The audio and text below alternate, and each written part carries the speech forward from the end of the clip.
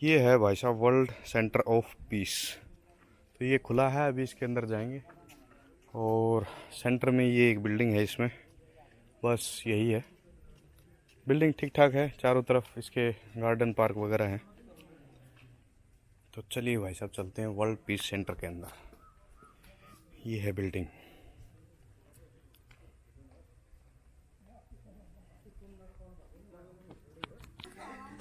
तो भाई मैं अभी वर्ल्ड पीस सेंटर के बाहर बैठा हूँ, सीढ़ियों पे, जो आपने देखी होंगी अभी सामने सीढ़ियाँ थी, वहाँ बैठा हूँ। तो वहाँ से बैठे बैठे एक बहुत सुंदर व्यू आ रहा है। ये है मेरे सामने जर्मनी मोनेस्ट्री, जर्मनी की है ये, जर्मनी ने बनाई है। और इसके राइट साइड में इधर है, ये आपको दिख रहे होंगे, सिंगापुर। और ये लेफ्ट साइड में है फ्रांस की है, उसके पीछे उधर जापान की है। ये जापान है, इधर से दिख रहा होगा। तो ये बिल्कुल सेंटर में यहाँ मोनेस्ट्री ऑफ जर्मनी है। अभी मैं जा रहा हूँ इसमें।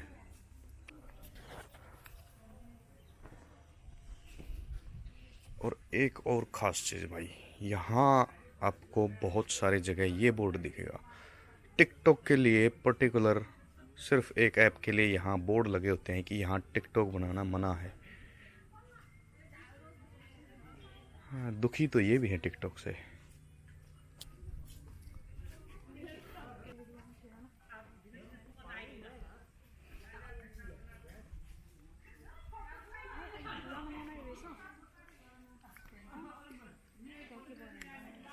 तो इस मोनेस्ट्री के राइट साइड में और लेफ्ट साइड में ये वही व्हील है। आई थिंक इसको व्हील ऑफ कर्मा बोलते हैं। तो ये लगाया हुआ है, लोग घुमा रहे हैं इसको, ये देखिए। और ये उस तरफ भी है। तो भाई साहब ये बनी तो बहुत सुंदर है, इसके भी हमें सिर्फ बाहर ही बाहर घूमना पड़ेगा। ये बैम्बू बांस लगा रखा है, यहाँ बल्ली लगाई हुई है, तो अंदर जाना अलाउड नहीं है भाई अभी इसके। चलिए आपको दिखाते हैं व्हील ऑफ कर्मा।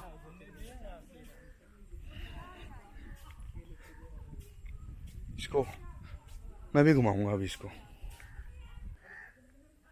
हाँ तो भाई साहब ये व्हील ऑफ कर्मा, शायद यही बोलते हैं इसको। तो इसको घुमाते हैं ओड नंबर्स में, मतलब 3 बार, 5 बार, 7 बार।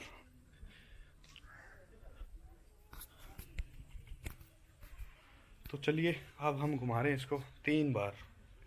अबे मैं नहीं घुमा रहा इसको, ये घुमा रहा है मुझे। तो 1,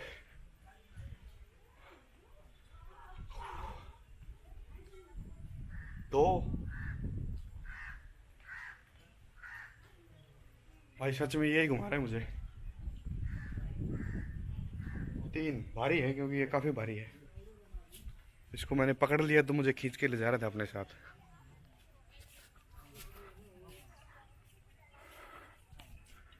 ओके, तो ये इसके सिर्फ लेफ्ट और राइट में नहीं है, ये चारों कोनों पे है, जो व्हील ऑफ कर्मा बोलते हैं इसको। इसके चारों कोनों पे भी है और ऊपर ऊपर भी है इस पे।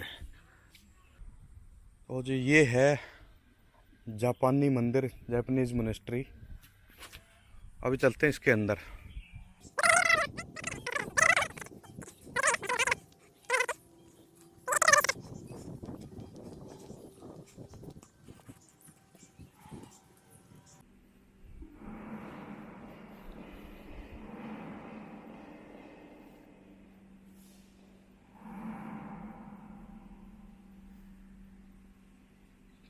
तो अभी इसमें सफाई चल रही है, पेंट वेंट हो रहा है फ्लोर पे। शायद कोविड के लॉकडाउन के बाद अभी दोबारा खुली है ये। तो अभी मैं यहाँ जापानीज मोनेस्ट्री में आया था, तो मुझे मिले हैं साउथ जी, जो यहाँ का अभी रख रखाव देख रहे हैं। तो उनसे थोड़ी सी बात करते हैं कि ये जापानीज मोनेस्ट्री कैसे, कब इस्टेब्लिश हुई थी, कितना टाइम हुआ इसको बने हुए। तो ये बताएंगे सर आपको। नमस्ते, थैंक यू वेरी मच। तो सर ये कैसे, मतलब आप इसको मेंटेन करते हैं, या आपकी प्रॉपर्टी है या क्या है ये? ये जापान गवर्नमेंट का ऑथोराइज प्लॉट है। तो अच्छा। वहाँ की जापानीज धार्मिक संस्था इसको रिप्रेजेंट करती है। अच्छा। तो इस मोनास्ट्री का देखभाल और सब मैं कर रहा हूँ अभी। और ये 2020 जनवरी में बेसिकली ओपनिंग किया हमने, और उसके बाद लॉकडाउन शुरू हो गई कोरोना की वजह से। और अभी अब इसकी मेंटेनिंग चल रही है। ठीक है। आगे कमिंग फ्यूचर भी और बहुत सारे इसकी संरचना बनेंगी। तो अभी तो मतलब शुरुआत है इसकी मोनेस्ट्री की, बीच में काम रुक गया था लॉकडाउन की वजह से। हाँ। और बहुत अब यहाँ पर अब ध्यान केंद्र बनाना है, इंटरनेशनल लाइब्रेरी बनाना है, और यहाँ पर इस मंदिर के गेस्ट हाउस रहेंगे, और मंदिर में भी बहुत चीज़ और बुद्ध संघ से रिलेटेड अच्छा, और ठीक भी है। इमारत रहेंगी यहाँ पर। तो सर मान लो यहाँ से कोई अगर आता है, बाहर से टूरिस्ट आते हैं, तो उनके लिए भी कोई सुविधा आप लोग देंगे, जैसे कोई रुकने की सुविधा?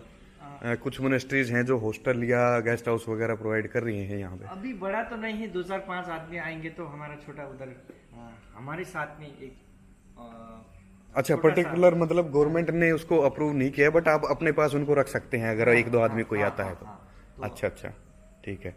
तो इन फ्यूचर अगर कोई ऐसा कुछ प्रावधान लग रहा है आपको कि गवर्नमेंट इस तरह का कुछ लेके आएगी? ये तो अवश्य होगा। ये अच्छा। हमारी मोनास्ट्री के अंदर अपना खुद का गेस्ट हाउस रहेगा, अच्छा अच्छा अपना खुद का ध्यान केंद्र रहेगा, मेडिटेशन सेंटर। अच्छा। जापानीज स्टाइल के और बहुत सारे धार्मिक बुद्ध रिलेटेड जापान के हाँ हाँ, कल्चर झलकाने वाली चीज बहुत सारे इमारत या संरचना बनाई जाएगी। ठीक है। तो उसमें क्या मतलब कैसे कोई किसी भी देश का नागरिक आके रुक सकेगा या सिर्फ जापानियों के लिए नहीं होगा नहीं, वो? ये तो इंटरनेशनली जो आप यहाँ पर अच्छा, कोई भी अगर श्रद्धालु यहाँ आता है तो उनके रुकने के लिए अवश्य। जगह होगी यहाँ? Particularly Japanese only not. अच्छा अच्छा, ठीक है। तो साउथ जी ने अभी यहाँ के लिए इन्फॉर्मेशन दी है हमें काफ़ी, जो आगे इन फ्यूचर यहाँ काम होने वाले हैं।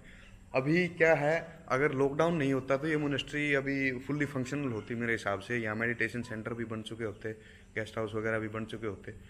तो लॉकडाउन की वजह से जो समस्याएं सारी दुनिया में आई हैं, तो उसकी वजह से ये यहाँ पे भी थोड़ा सा असर पड़ा है, इनका काम थोड़ा डिले हो गया।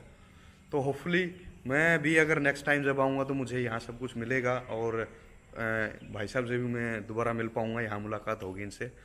तो आप लोग जब भी आएंगे, मेरे बाद कोई भाई आएगा तो यहाँ जापानीज मोनेस्ट्री में आइएगा, मिलिएगा, और साउथ जी आपको यहाँ मिलेंगे तो आपको यहाँ की इन्फॉर्मेशन ज़रूर देंगे। भाई साहब गेट तो ये है इसका, मैं घुस गया पीछे की साइड से, पिछले गेट से एंट्री की उन्हें।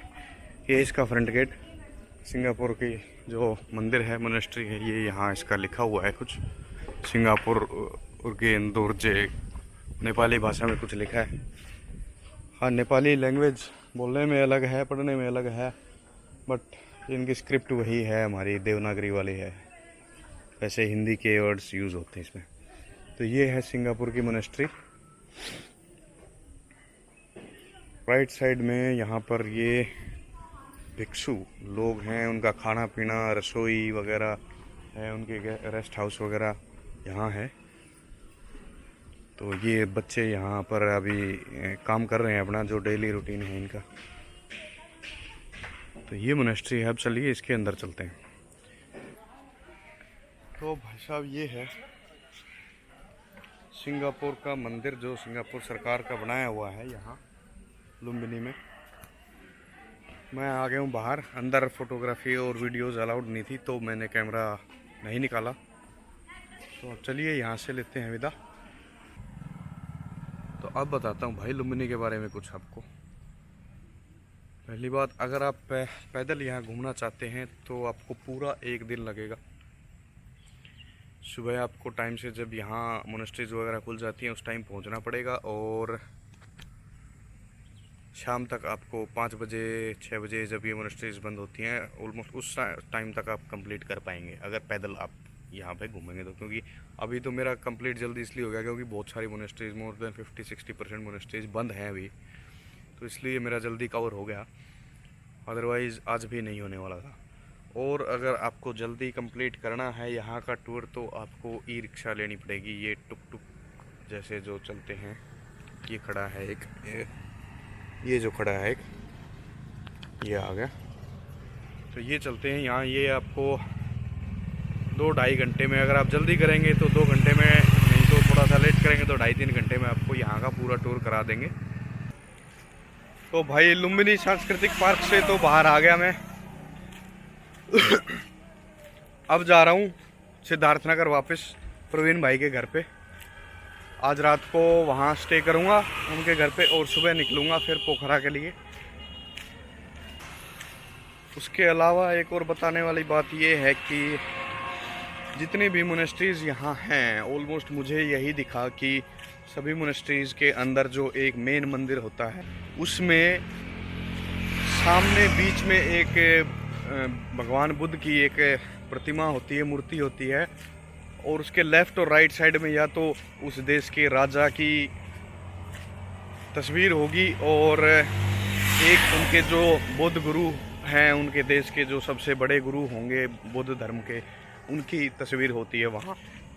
तो चलिए अब मैं जा रहा हूँ सिद्धार्थ नगर प्रवीण भाई के घर पे। यहाँ मैं हाईवे पे हूँ, यहाँ से मैं लिफ्ट लेने की कोशिश करूँगा। मेरा सफ़र लुम्बिनी का ख़त्म हो गया है, कल मैं निकलूँगा पोखरा के लिए। तो अब मैं आप लोगों से मिलूँगा कल सुबह जब मैं प्रवीण भाई के घर से प्रस्थान करूँगा पोखरा के लिए। तो आज का दिन ख़त्म करते हैं यहीं पे, इस वीडियो को यहीं ख़त्म करते हैं। मिलते हैं कल सुबह।